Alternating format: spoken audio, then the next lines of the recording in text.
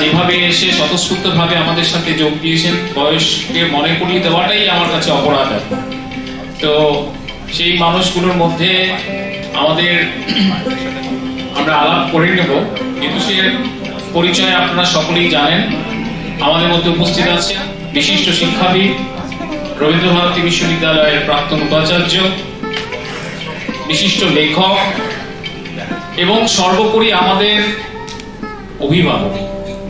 ওসব পরিচয় তো আপনারা সকলেই জানেন, কিন্তু মাঝবর জন্মলগ্ন থেকে অভিভাবকত্বের হাত, আশীর্বাদের ছোঁয়া যার মাধ্যমে আমরা পেয়ে চলেছি, ডক্টর পবিত্র সরকার। উনি এসছেন, পরিচয় কম দৃশ্যতা, তো উনি আছেন আমাদের মধ্যে। আছেন এই বাংলার তিনজন কৃতি সন্তান, ফ্রান্সের সর্বোচ্চ অসামরিক পুরস্কার লেজিও d'honneur পুরস্কারে ভূষিত হয়েছিলেন। তার মধ্যে প্রথম সত্যজিৎ রায়, দ্বিতীয় যিনি সে বিকাশ সান্যাল,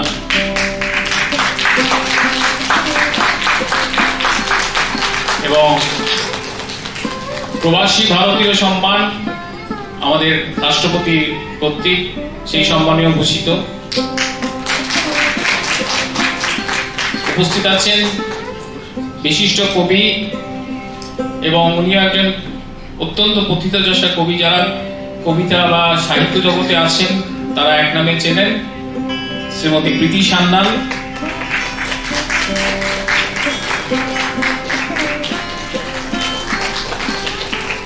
এবং আমাদের মধ্যে উপস্থিত আছেন আমাদের আরেক অভিভাবক, বিশিষ্ট চিকিৎসক, যার পরিচয় দেওয়াটাও আমার কাছে ধৃষ্টতা, ডক্টর এ কে রায়চৌধুরী।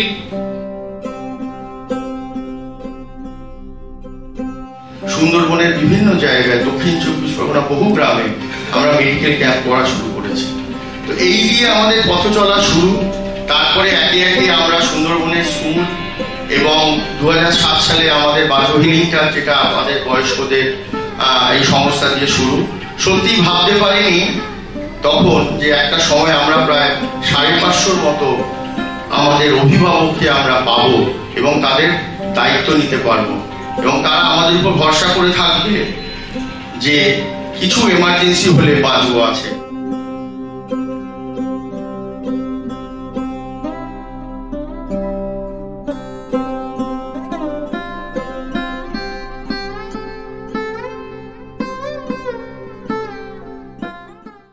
নামলে তুমি হেসে, দেখে মুখের প্রসন্নতা জুড়িয়ে গেল সকল ব্যথা। হেনকালে কিসের লাগি তুমি অকস্মাৎ, আমায় কিছু দাও গো বলে বাড়িয়ে দিলে হাত।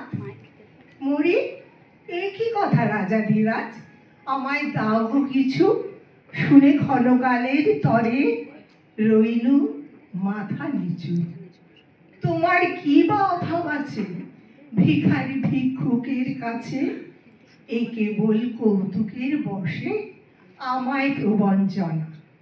ঝুলি হতে দিলেন তুলে একটি ছোট কণা, যবে পাত্রখানি ঘরে এনে উজাড় করি, একই ভিক্ষা মাঝে একটি ছোট সোনার কণা দেখি। দিলেন যা রাজ ভিখারি রে, স্বর্ণ হয়ে এলো ফিরে। তখন কাঁদি চোখের জলে দুটি নয়ন ভরে, তোমায় কেন দিইনি আমার সকল শূন্য করে। আমি আগেও বলেছি, মহাজন নিশ্চয়ই জানেন, যে তিনজন বাঙালি লেজিও d'honneur মানে ফ্রান্সের সর্বোচ্চ অসামরিক পুরস্কারে ভূষিত হয়েছিলেন, তার অন্যতম। প্রথম দেন সত্যজিৎ রায়, তারপরে পেয়েছেন স্যার, তারপরে পেয়েছেন সৌমিত্র চট্টোপাধ্যায়, এবং তার এই সুযোগ্য সহধর্মিণী বিশিষ্ট কবি এবং সাংস্কৃতিক ব্যক্তিত্ব শ্রীমতী প্রীতি সান্যাল। ওনারা আমাদের তো এমনি সহযোগিতা করেনি, তারপরে ঘোষণাটা আপনারা। নমস্কার, আমি ওনার হয়ে বলছি, অর্থাৎ আমরা দুজনেই বলছি, ধরে নিন। আমরা মাঝবর যে পাথর প্রতিমা স্কুলটা আছে, এই স্কুলটার সঙ্গে মোটামুটি যুক্ত, খুব ওতপ্রোতভাবে না হলেও একটুখানি যুক্ত আছি। তো আজকে আমরা দুজনেই ডিসিশন নিলাম এই স্পন্সরশিপ যেটা, সেটার জন্য আমরা 1 লক্ষ টাকা দেবো, তাই তো? 2 লক্ষ টাকা দেবো। হ্যাঁ, আপাতত আমরা 1 লক্ষ টাকা দেবো, 2 লক্ষ টাকা দেবো। আর পরের বছর আবার 1 লক্ষ টাকা দেবো।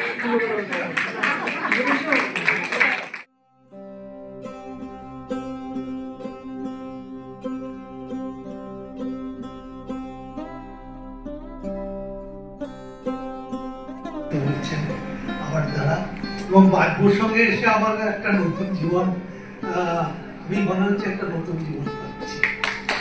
সকলকে নমস্কার জানাচ্ছি। এই বিজয় সম্মেলনী, দীপাবলি, ভাইফোঁটা, দুর্গাপুজো শেষ হয়েছে, কালী পুজো শেষ হয়েছে, আমরা বাজবার মাধ্যমে একত্রিত হয়েছি। এর থেকে আনন্দের আর কি আছে। নমস্কার, আমি সুভাষ হাজরা। আমি রিটায়ার করেছি as principal scientist, Indian council of agriculture research. প্রায় 33 বছর ওখানে কাজ করেছি। আমার পড়াশোনা হচ্ছে বেনারস ইউনিভার্সিটি, তারপরে বোস ইনস্টিটিউটে ছিলাম। বোস ইনস্টিটিউট যেটা রাজাবাজি সায়েন্স মিডিয়াম, ওখান থেকে পিএইচডি করেছি। তারপরে একদম এগ্রিকালচার রিসার্চ সার্ভিস কমপ্লিট করে জয়েন করেছি। একইভাবে একদম 2011 জানুয়ারিতে আমি প্রিন্সিপাল সায়েন্টিস্ট হিসাবে রিটায়ার করেছি। আর আমার সব থেকে বড় যেটা আমি গর্বিত এবং ভালো লাগে বলতে, যে আমি এই 5 কোর্স করেছি। আমার নাম দেবেন্দ্র নারায়ণ ভট্টাচার্য। আমি ব্যক্তিগত জীবনে শিক্ষকতা মানে অধ্যাপনা দিয়েই শুরু করেছিলাম। আমি ইভা বসু, বারুইপুরে থাকি। আমি বেশ কয়েক বছর ধরে এই সংগঠনের সাথে যুক্ত। আজকে আমার প্রথম এবং প্রধান পরিচয় আমি মনে করি বাজপুর সদস্য। আমি যাদবপুর ইউনিভার্সিটিতে অঙ্ক পড়ানো আমার কাজ ছিল, অনেকগুলো অবসর জীবন যাপন করছি। আমার নামটা শ্যামল বসু, আমি বারুইপুরে থাকি। এর চেয়ে বেশি কোনো পরিচয় দিতে গেলে বলতে হয় যে আমি আপনাদের মতোই একজন মানুষ, অতি সাধারণ মানুষ। আমার স্ত্রীও আছেন। আমি মিনিস্ট্রি অফ কমিউনিকেশনে, এখন যাকে ইন্ডিয়ান পোস্টাল ডিপার্টমেন্টে 2013-তে আমি রিটায়ার করেছি। আমার একটি সন্তান যে নরওয়েতে থাকে। আমি নবনীতা বসু। আমার বিশেষ কিছু বলার নেই, আমি গৃহবধূ। এই 5 বউ আছে বলেই আমরা সবাই সুরক্ষিতভাবে বেঁচে আছি, এটা বলতে পারি। তারপর রিটায়ার করেছি 1997। রিটায়ার করে এখন কলকাতা। আমি শুক্লা ভট্টাচার্য, আমিও বাজবর মেম্বার, এবং আমার 2 মেয়ে বাইরে থাকে, ওরা নিশ্চিত শুধু বাজবর মেম্বার। আমি আশিস করছি, আমি কেন্দ্রীয় সংস্থায় কাজ করতাম। 2004 সালে রিটায়ার করেছি। আমার ওয়াইফ মারা যান 2016 সালে। এখন আমি একা 1 ঘন্টা বিদেশে থাকি। আমি বাজবর মেম্বার আছি 2016 সালে। আমি এখন বর্তমানে সুশীলবাবুকে ফোন করি, অবুদকে ফোন করি, আমি এখন নিশ্চিত। আমি বাজবার সঙ্গে কত বছর আছি আমার মনে নেই, প্রথম থেকেই আছি। আমি অতিথি সদস্য, বাজবর সঙ্গে কাজ করি, অল ইন্ডিয়া উইমেন কনফারেন্সের সেক্রেটারি। আমি ইউনাইটেড ব্যাংক অফ ইন্ডিয়ার জেনারেল ম্যানেজার হিসেবে রিটায়ার করেছি। এর বাইরে বলবার তেমন কিছু নেই। আমি কামলি বাগান থাকি, বাজবর মেম্বার বছর 4-5 হলো, কিন্তু তার মধ্যে বাজবর যা পরিচয় পেয়েছি তার কোনো তুলনা হয় না। নমস্কার, আমি কৃষ্ণা ভট্টাচার্য। আমি গৃহবধূ। আমার নিজের সম্বন্ধে বেশ কিছু বলার নেই, শুধু বলবো এটাই যে বাজবো আমাদের বাঁচার দর্শন। আর বাজবো মেম্বার আমি খুব বেশি দিন হয়নি, কিন্তু বাজবোর সাথে আমার পরিচয় অনেক দিনের। নমস্কার উপস্থিত সকলকে। কোনো গুরুর কাছে দীক্ষা নিলে আমরা গুরু বোন অথবা গুরু ভাই। আমি মনে করি সবাই এখানে আমরা বাজবর মেম্বার, সবাই আমার বাজবো ভাই আর বাজবো। আমার নাম রীতা নাগ, আমি সন্তোষপুরে থাকি, আমি একজন গৃহবধূ। সবাইকে নমস্কার, আমি একজন গৃহবধূ। আমাদের হেলথ ইন্ডাস্ট্রিতে ম্যানেজমেন্টে আইকন রূপক বড়ুয়া, যিনি সিইও ছিলেন অ্যাপোলো গ্রুপ অফ হসপিটাল, তার আগে আমরে গ্রুপ অফ হসপিটাল, তার আগে বহু জায়গায় করেছেন, এখন উডল্যান্ডসের সিইও হিসেবে আছেন, আমাদের অন্যতম উপদেষ্টা। তো ওরকম কানেকশন থাকার পরেও রূপকদা শুধু নয়, রূপকদা সকলেই আমাদের প্রতি ভরসা রাখে, এটা আমাদের কাছে একটা বিরাট বড় প্রাপ্তি। রূপকদা দিদি সাথে তো বলো, আমার ভাই বললাম।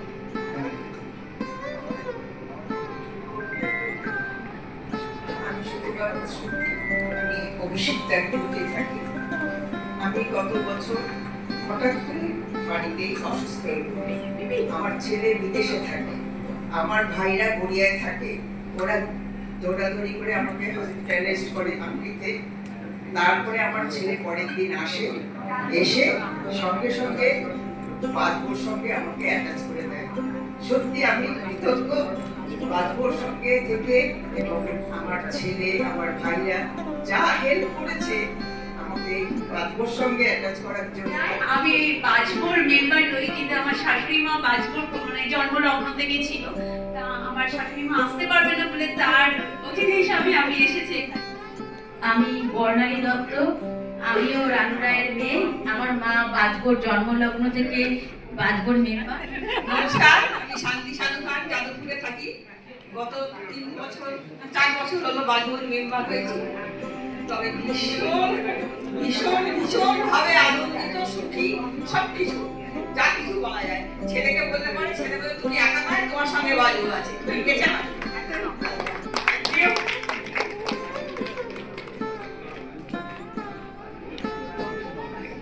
আমি বাসন্তী বন্দ্যোপাধ্যায়। আমার এমনি কোনো পরিচয় দেওয়ার মতো কিচ্ছু নেই।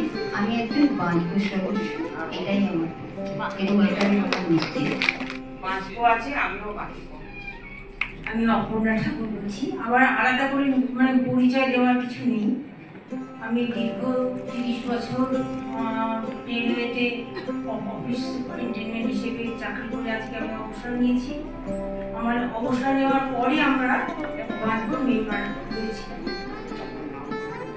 আমি শুভঙ্কর ঠাকুর, এসবিআইতে জয়েন করি এবং সেখান থেকেই আমি অবসর গ্রহণ করি। বেশ কয়েক বছর হলো বাজবোর সঙ্গে যুক্ত হয়েছি। আমার নাম শুক্লা ভট্টাচার্য। আমি গত 2 বছর বাজবোর সদস্য। আমার ফ্যামিলি ছিল, কিন্তু আমার স্বামী গত বছর, আমার একমাত্র মেয়ে, সে বিদেশে থাকে, আমি এখানে একা থাকি। কিন্তু আমি একা নই এটা জানি, আমার পাশে বাজবো আছে। আমি শর্মিলা দাশগুপ্ত, ঢাকুরিয়ায় থাকি। আমি তথ্য ও সংস্কৃতি বিভাগে আধিকারিক পদে কর্মরত ছিলাম। আমি বাজবোর জন্য ভীষণভাবে উপকৃত। আমি সুবীর হাজরা, এখানকার বিদ্যুৎ সমাজের মধ্যে আমি পরিচয় দেওয়ার মতো কিছু নয়, খুব সাধারণ লোক। কর্মসূত্রে দীর্ঘদিন ইন্ডিয়ান অয়েলের হলদিয়া রিফাইনারিতে ছিলাম। আমি জ্যোতিকা হাজরা, হলদিয়ার গত 34 বছর হলদিয়া সেন্ট জেভিয়ার্সের হায়ার সেকেন্ডারি সেকশনে কেমিস্ট্রি পড়িয়েছি। নমস্কার, আমি রানা বড়ুয়ারির বোন নন্দা বড়ুয়া। আমিও শিক্ষকতা করেছি, 38 বছর বয়স, 38 ইয়ার্স পড়িয়েছি। আর আমি 2015 সালে রিটায়ার করেছি। আমার সেরকম কিছু বলার নেই। আমি নাচ গান খুব ভালোবাসি, এখনো আমি নাচ চালিয়ে যাই। আর নমস্কার, আমার নাম সংযুক্তা ঘোষ। প্রথম থেকে আমি যে আন্তরিকতা যা এদের থেকে পেয়েছি, যারা এখানে এই প্রতিষ্ঠা করেছেন এই বাজবো, তাদের সকলেই এত সুন্দর মনের মানুষ। আমি রঞ্জিতা তালুকদার। আমার ছোটবেলা কেটেছে জামশেদপুর, ওখানেই জন্ম। 18 বছর বয়সে বিয়ে হয়ে কলকাতায় এসেছি। তখন থেকে এখানে কলকাতাতেই থাকি। আর আমি অনেক ঘাত প্রতিঘাতের মধ্যে দিয়ে গেছি। আমার জীবনে অনেক সংগ্রাম আছে, কিন্তু আমি এখন মানসিক শান্তির সন্ধান পেয়েছি, খুব ভালো আছি, মানসিক শান্তিতে আছি। আপনারাও সবাই মানসিক শান্তিতে থাকুন এই প্রার্থনা করি। সবাইকে নমস্কার। আমার নাম আরতি দাস। আমি একজন প্রাইমারি শিক্ষিকা ছিলাম। 5 বছর আগে আমি রিটায়ার করেছি এবং বাজবোর সাথে যুক্ত হয়েছি। আমি রান্নাঘর বাড়ির কাছাকাছি থাকি। আমরা আর প্রায় 18 বছর আমার হাজবেন্ড আমি এই সংস্থার সাথে আছি। আসলে প্রচুর লড়াই, যে সমস্যায় শয্যাশায়ী ছিলেন পুরো, তো আপনার এক একজনের যে লড়াই থাকে না, সেটা চোখের সামনে না দেখলে বোঝা যায় না। তো আমরা সেটুকুনিতে যেটুকুনি আমাদের পাশে থাকা যায় সেই চেষ্টাই করেছি শুধুমাত্র।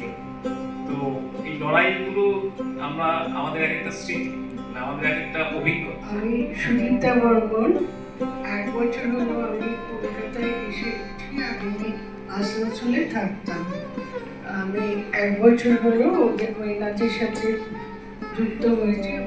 আমি অভিজিৎ মজুমদার, বাজবোর সঙ্গে শুরু থেকেই আছি।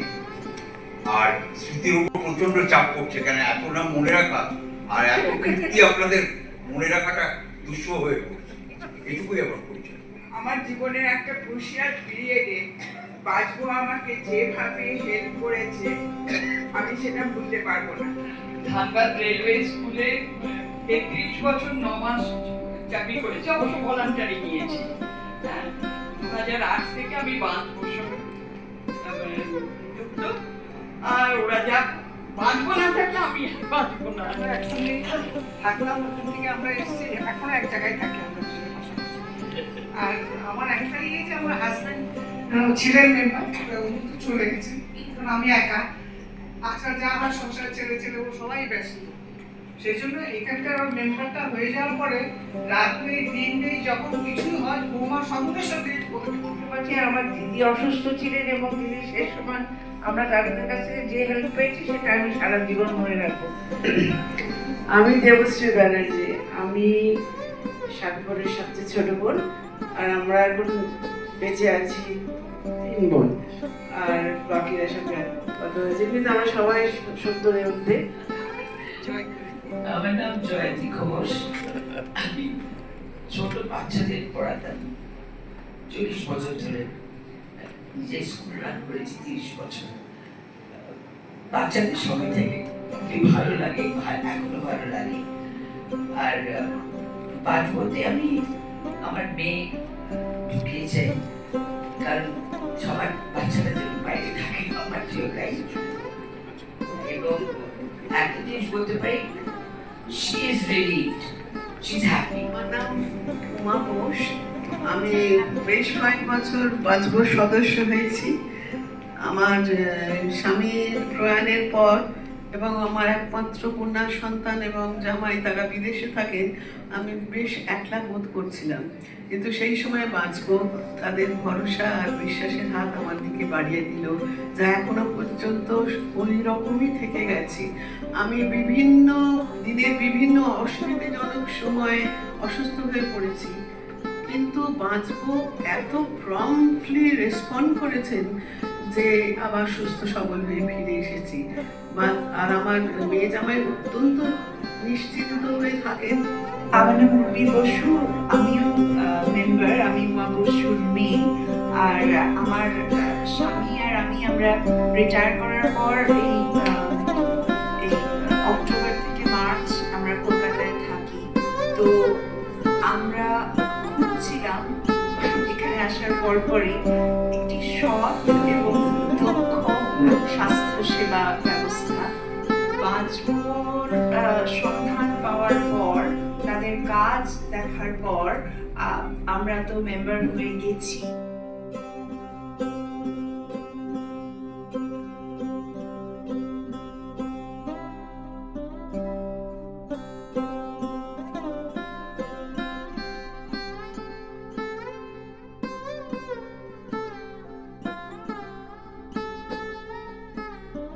কিছুদিন বেলুড়ে পড়িয়েছি, সেটা আমার জীবনের খুব বড় অভিজ্ঞতা। আর সন্ন্যাসী মানুষ, আমার প্রচুর ছাত্র আছে, বন্ধু আছে, মনে করি যে তাদের সঙ্গে থাকা ভালো, ধীরেশের সঙ্গেও থাকা ভালো। ধীরেশ যে কাজগুলো করছে বাঁচবর হয়ে, বাঁচব কি বাঁচব, জীবন। এখন এই জীবন ব্যাপারটা আমি একটা দাম হিসেব করি। কিরকম দাম? দামের হিসেবটা অঙ্কের হিসেব। দেখুন যে এখনো পর্যন্ত সারা বিশ্ব ব্রহ্মাণ্ডে কত লক্ষ কোটি গ্রহ তারা আছে, কোথাও জীবন নেই। এখনো পর্যন্ত শুধু এই পৃথিবীর গ্রহটাতে জীবন আছে। জীবনটা দামি। আর মানুষের জীবনটা আরো দামি। আমরা মানুষের জীবন পেয়েছি, কীট পতঙ্গের জীবন পেতে পারতাম, পাইনি। ফলে মানুষের জীবনটা আরো দামি। আর আরেকটা হিসেব হচ্ছে, বড় এখানে সবাই, আমাদের বাবা মায়ের তো কত মিলন হয়, কিন্তু সব মিলনের তো আমরা জন্মাই না। দুর্লভ। আমি যে জন্মে গেলাম এটা একটা দুর্লভ ঘটনা। এইরকম ৩-৪ রকমের হিসেব করে আরেকটা হিসেব হচ্ছে আমার কাছে একটা মাত্র জীবন, এর আগেও নেই পরেও নেই। এই সব হিসেব করে জীবনটাকে আমি খুব মূল্যবান বলে মনে করি এবং বাঁচবো এই সংকল্পটা এখনো পোষণ করি। বাঁচবো আমার পাশে আছে বলে। তো আপনারাও নিশ্চয়ই সেইভাবেই ভাবেন। আর কি করব, আমাদের একজন লেখক বঙ্কিমচন্দ্র, তিনি এই প্রশ্নটা করে গিয়েছিলেন যে এই জীবন লইয়া কি করিব। এই প্রশ্নটা ছেলেবেলায় আমাদের মাথায় আসে না। যখন আমরা লেখাপড়া শিখি, একটু একটু করি, তখন অন্যরা বলে দেন এ জীবন নিয়ে কি করব, মানুষ হতে হবে। আর মানুষ হওয়া বলতে খুব সোজা একটা ব্যাপার, লেখাপড়া করো, ভালো চাকরি করো, টাকা রোজগার করো, মা বাবাকে দেখবে, কেমন। তো মানুষ হওয়া বলতে তো আরো অনেক কিছু বোঝায়। মা বাবাকে দেখা ছাড়াও সুন্দরবনের ছেলে মেয়েগুলোকে দেখার ব্যাপার আছে, কেমন। এটা আমরা সবাই ভাবি না যে অন্যদের জন্য বাঁচতে হবে। আমার নিজের জন্য বাঁচবো না, অন্যদের জন্যে, যারা খুব বেশি পায় না, বঞ্চিত থাকে, প্রান্তিক, অনেক দূরে, তাদের জন্য বাঁচতে হবে। যে আমরা সবাই সেই জন্য যেন বাঁচি। গলায় সুর এই ঠান্ডায় বসে বসে একদম বসে গেছে, তবু আমি একটা চেষ্টা করছি একটা।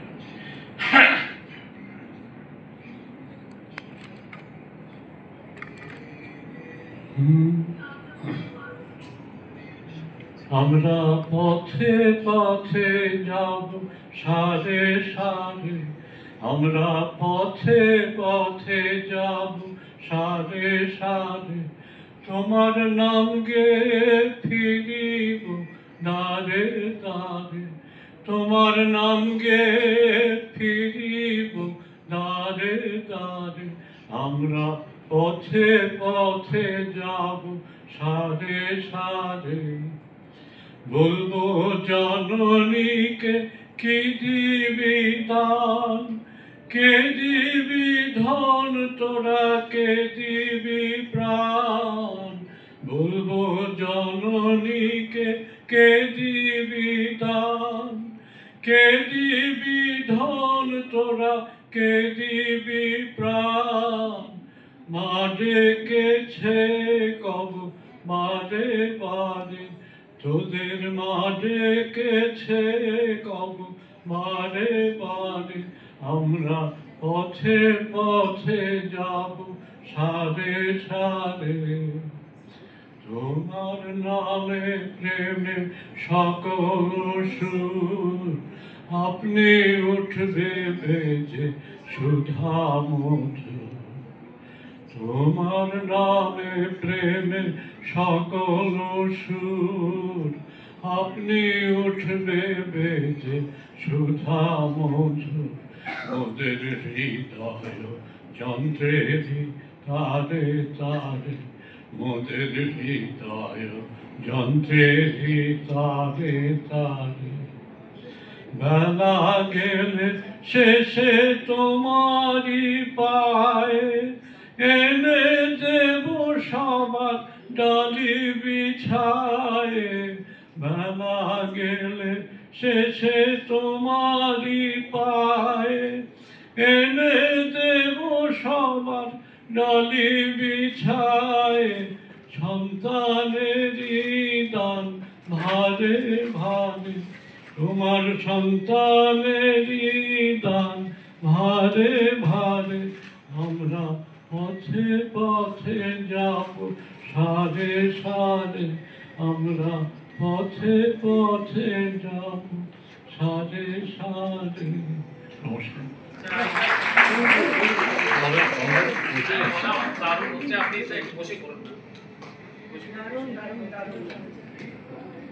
কি পাইনি তারে হিসাব মিলাতে মনোমন নহে রাজি কি পাইনি আজ হৃদয়ে ছায়াতে আলোতে বাঁশুরি উঠেছে বাজি কি পাইনি কত নীরব নির্জনে কত চরণ ধ্বনি শুনি তব নাম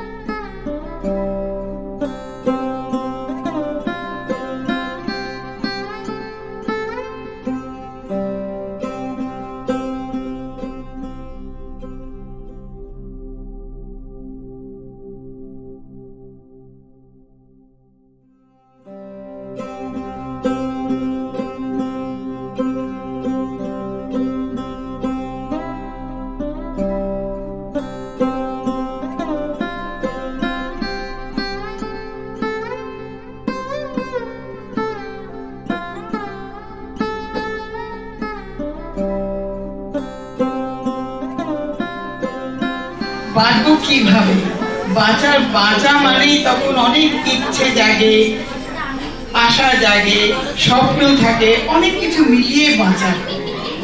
আর রবীন আমার নিজের দেওয়ারই হয়, কাজে আমি আপনাদের আর নতুন করে বলতে হবে না। রবীন বোধহয় মানুষকে শেখাচ্ছে এখনো যে সত্যিকারের বাঁচা কাকে বলে। দেখুন, বাঁচা কিন্তু একা বাঁচা যায় না, মানুষকে নিয়ে বাঁচতে হয়। হ্যাঁ, কারণ তো আদম ঈশ্বর সৃষ্টি করেছিলেন, উনি তো ঈদকেও সৃষ্টি করে ছেড়ে দিতে পারতেন, আদমকেও সৃষ্টি করে ছেড়ে দিতে পারতেন, কিন্তু কেন করেননি? তারা আবার নতুন সৃষ্টি করবে মানুষ। এইভাবে আজকে একটা মানব সমাজ সৃষ্টি হচ্ছে। রবীন এটা এত সুন্দর করে বোঝাচ্ছে লোকেদের একা বাঁচা যায় না, আর যদি সবাইকে নিয়ে বাঁচতে হয় তাহলে কিভাবে বাঁচা যায় সেটা বোধহয় রবীন শিখিয়ে দিচ্ছে। আর তার সাথে এটাও বলবো যে ঈশ্বরও পাশে আছে, কারণ যে সহধর্মিণী হিসেবে যাকেও পেয়েছে সত্যিকারের সহধর্মিণী, এটাই বলে ডায়াবেটিস হয়েছে, প্রেশার হয়েছে সেটা না, মানসিক স্বাস্থ্য কিন্তু একটা বড় জায়গা। আর আপনারাও যখন এখন নিশ্চয়ই আপনারা যারা এখানে বয়স্করা আছেন তারা জানেন যে আজকালকার যে বাচ্চারা তারাও কিন্তু একা হয়ে যাচ্ছে, যে তারাও একা, দাদু ঠাকুমারাও একা। এই যে দুটো জেনারেশন, বয়স্ক এবং বাচ্চা, তাদেরকে কিন্তু যোগাযোগ করার কিন্তু একটা ভীষণ দরকার। একটা সময় আমরা যখন ছোট ছিলাম ঠাকুমার বা দাদুদের কাছ থেকে রামায়ণ মহাভারত পড়েছি, নীতিকথার গল্পগুলো পড়েছি, কিন্তু এখনকার বাচ্চাদেরকে কিন্তু স্কুলে সেইটা শেখানোর জায়গা নেই। কি করে অঙ্কে 100 পেতে হবে, হিস্ট্রিতে এত পেতে হবে, সেই জায়গাটাকে বেশি করে দেখাচ্ছে। এর ফলে কিন্তু একটা জায়গা আসছে যে আমাদের বাঙালি বলুন বা যে দেশেরই হোক না কেন, সাংস্কৃতিক বোধটা কমে যাচ্ছে। এইটা প্রথম আমি লক্ষ্য করি আমি যখন আমেরিকাতে ছিলাম বহু বছর, যে সেখানে কম্পালসারি স্কুলে যারা এরকম বয়স্ক তাদেরকে নিয়ে যায়, স্কুলের লেজার আওয়ার্সে বা টিফিন আওয়ার্সে তাদেরকে দিয়ে ওদের দেশের বাইবেল বলুন বা বিভিন্ন নীতিকথা সেই গল্পগুলো বলা। তাতে কিন্তু দু দলেরই উপকার হয়। যারা বয়স্ক একা থাকেন, কেন ও দেশে আমেরিকাতে একা থাকাটা আরো বেশি, যে তারাও ভাবেন যে না, আমি শুধু বেঁচে আছি শুধু কবে ভগবান নিয়ে যাবে তার জন্য নয়, আমি এখনো সমাজকে কিছু দিতে পারি। আর বাচ্চারাও জানে যে স্কুলের মাঝখানে যে ওই দাদুরা এসছে আমাকে এই গল্পটা ভালো করে শুনিয়েছে, বিশপের স্টোরি বলুন বা এটা বলুন। তো আমাদের এখানেও আমি যেটা এইখানে এটা দেখার পরে আমি এখানে বসে বসে সেটা ভাবছিলাম যে এখানে এত বয়স্ক মানুষের প্রত্যেকেই বিভিন্ন জায়গায় তাদের প্রথিতযশা বা এবং অনেকেই এই জায়গাগুলো অনেক কিছু জানেন। তো এরা যখন এখানে স্কুল করছে বা এটা করছে, এইরকম একটা দিক যদি এরকম করে ওরা পরবর্তীকালে, কেন ওরা তো একটার পর একটা কাজ করছে ধীরাজরা, যে বিভিন্ন ওদের প্রোগ্রামে যে বয়স্কদের সাথে বাচ্চাদের তাদের যদি সংযোগ সূত্র ওদের স্কুল থেকেই হোক বা ওদের পরিচিত স্কুল থেকেই হোক, তাহলে কিন্তু দুপক্ষেরই খুব উপকার। আমরা সবসময় বলি যে নন ফার্মাকোলজিক্যাল ইন্টারভেনশন, ওষুধপত্র বিনা অন্য প্রয়োগে যদি করা যায় তার মধ্যে যোগা একটি অন্যতম। তো ডক্টর উজ্জ্বল ঘোষকে আমরা বরণ করে নিলাম, একটু দুটো কথা যদি বলেন। ধন্যবাদ ডক্টর চৌধুরী এবং বাজবোর প্রত্যেকটা সদস্য এবং ডাক্তারবাবু যারা আছেন এবং আমাদের বাবা মারা যারা রয়েছেন, এই সংস্থার গার্জেন আপনারা। আপনাদের শরীর স্বাস্থ্যের জন্য ওষুধ যেমন একটা প্রয়োজনীয়তা রয়েছে, আয়ুষ মন্ত্রকের যোগা আমাদের একটা পার্ট, যেখানে সমস্ত চিকিৎসা পদ্ধতির মধ্যে প্রত্যেকটা চিকিৎসার একটা ওরাল মেডিসিন হয়। খালি আমাদের কোনো ওরাল মেডিসিন হয় না, আমাদের বডি অ্যান্ড মাইন্ডের কোঅর্ডিনেশন নিয়ে একটা কাজ করা হয়। তো আমরা ওনাদের সঙ্গে কিছুটা কাজ করেছি এবং কিছু উপকারও পেয়েছি। এবং আপনাদের শরীর স্বাস্থ্য ভালো রাখার জন্য অনেক সময় ডাক্তারবাবু নিজেই বিশেষ করে বলেন যে একটা বয়সের পরে ওষুধের থেকেও কিছু ফিজিক্যাল এক্সারসাইজ করলে বেশি ভালো হয়। তো আমাদের ঠিক বাচ্চাদের মতোই, যাদের ওঠা, বাচ্চারা যখন মানে একদম হামাগুড়ি থেকে ওঠার জন্য যেভাবে পদ্ধতি দিয়ে তারা দাঁড়ায়, তাদের স্পাইনের জোর বাড়ায়, তাদের হাঁটুর জোর বাড়ায়, তাদের মেন্টাল জোর যেভাবে বাড়ায়, ঠিক সেভাবেই আবার ধীরে ধীরে অনেক লো পোটেন্সিতে, মানে আমাদের এখন যোগব্যায়াম মানে হচ্ছে কাঁধে আপনার পা তুলতে হবে তার কোনো মানে নেই।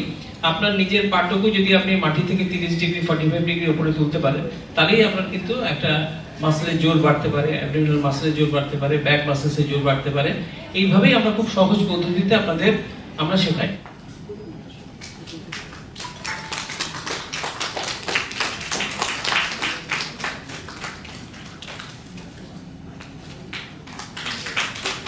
শরীর যাওয়ার সঙ্গে মনও যায়, আবার পরে ওই মনই আবার আসে। তাই যতটা যা হচ্ছে একের পর এক এই মনের ওপরেই আমাদের বাকি জীবনের উন্নতি, পরের জীবন সমস্ত কিছু শাস্ত্র বলে।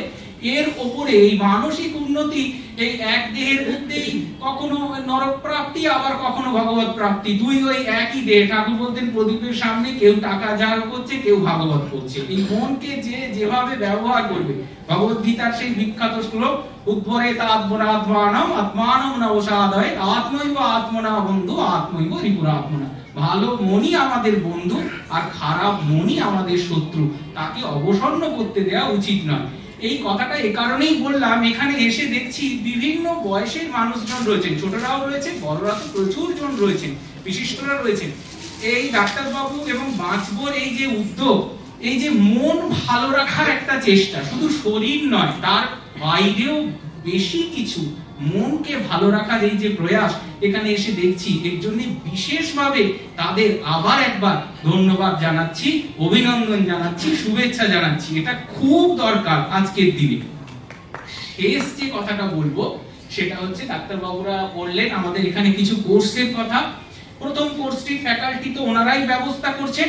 দ্বিতীয় কোর্সটির বিষয় আমি একটা বিষয় এখানে আমার বলা উচিত মনে হচ্ছে, সেটি হচ্ছে এই প্রত্যন্ত এলাকায় গ্রামের ছোট ছোট বাচ্চাদের পিছিয়ে পড়াদের জন্য যে শিক্ষা দানের ব্যবস্থা করা হয়েছে ইংরেজি ভাষা, আমি বিশেষভাবে অনুরোধ করেছিলাম, আপনারা হয়তো চিনে থাকবেন সুমিত্রা রায়, যিনি হায়দ্রাবাদের ওসমানিয়া ইউনিভার্সিটির এমিরিটাস প্রফেসর এবং আমাদের হায়দ্রাবাদের সেন্টার ফর এক্সিলেন্স যে রয়েছে তারও অ্যাডভাইজার, এবং উনি বর্তমান বিশ্বে এই ইংরেজি ভাষা সাহিত্য গ্রামারের ওপর একটা খুব পরিচিত নাম, ইউটিউব এবং বিভিন্ন ক্ষেত্রে অত্যন্ত বিদগ্ধ মানুষ। তিনি এই গোটা কোর্সটার অ্যাডভাইজার হিসাবে রয়েছেন এবং উনি ডিজাইন করছেন গোটা কোর্সটা, যাতে রিজিওনাল স্তরে ছেলে মেয়েদের পক্ষে এই কোর্সটা গ্রহণযোগ্য হয়, সহজ হয়, ওদের উপকারে লাগে, এবং উনি নিজেও এটিতে ক্লাস নেবেন। তাই এটাও আমাদের পক্ষে একটি প্রাপ্তি, যেটা এখানে ঘোষণা করলাম। সবশেষে একটি কথা বলবো, 27, 28, 29 ডিসেম্বরের এই 3 দিন রিসরার ক্যাম্পাসে খুব সংক্ষিপ্ত ভাবে ভারতীয় চিত্রকলার উপর একটি প্রদর্শনী এবং সাংস্কৃতিক অনুষ্ঠানের ব্যবস্থা করা হয়েছে।